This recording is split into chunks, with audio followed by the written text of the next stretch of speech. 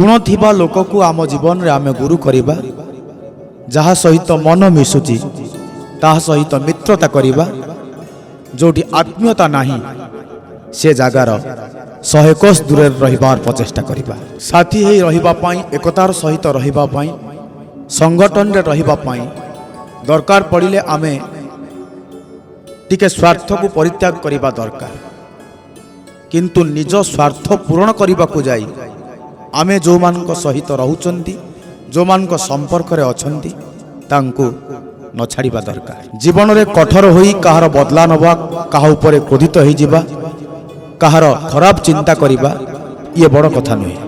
बड़ कथा होउची काहाकू टिके दया प्रदर्शन करिबा, काहाकू टिके सहयोग करिबा, आउ मानविकता को नहीं बंची। कौ संपर्क केते लंबा समय पर्यंत रहिबो एटा भाग्य ऊपर निर्भर करे ना, सामना लोकर व्यवहार ऊपर निर्भर करे। धन संपत्ति प्रतिष्ठा प्रतिपत्ति को नहीं के संसार को आसी न थाए, आउ धन संपत्ति को नहीं कि मध्य ए दुनिया रु कहीं जाई न थाए।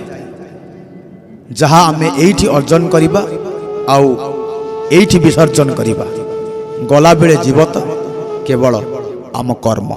तेणु जीवन रे किछि भल कर्म करि चलिबा। जीवन रे किछि पाइबा पई हेले किछि हरैबा को पड़ी थाए, बहुत किछि पाइबा पई हेले बहुत किछि हरैबा को पड़ी थाए, आउ सब किछि पाइबा पई हेले सब किछि हरैबा को पड़ी थाए। दिने एमिति गोटे समय आसीबो जीवन रे पार्टी बंद हे जीवो, आखि कथा कहथिबो, आउ आखि पार्टी दीटा जाक बंद हो जाइथिबो, निश्वास कथा कहथिबो, आ निश्वास जते बेले बंद हो जिवो सेते बेले डॉक्टर कहथिबे आई एम सॉरी। एमिति गोटे समय जीवन रे निश्चित आसीबो। आम मन रे आसुथिबा क्रोध एक तत्कालिक पागलपण अटे। क्रोध द्वारा कौनसी समस्यार समाधान हेई न थाए। जो काम छुंची द्वारा हेई पारिबो से काम को आमे साबल द्वारा न करिबा दरकार। जो कथा शांति रे हेई पारिबो से कथा को आमे क्रोधित होई न करिबा दरकार। हजार लोकंक सहित संपर्क जोड़िबा बड़ कथा नुहे। बड़ कथा होउची जेतिकी संपर्क रे अछंती से संपर्क को बंचे रखिबा। राति रे सोइबा पूर्वरु आमे आम निजको दुईटी प्रश्न पचारिबा दरकार।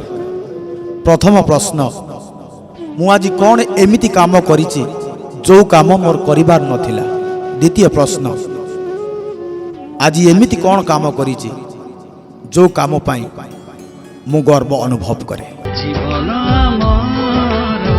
दायित्व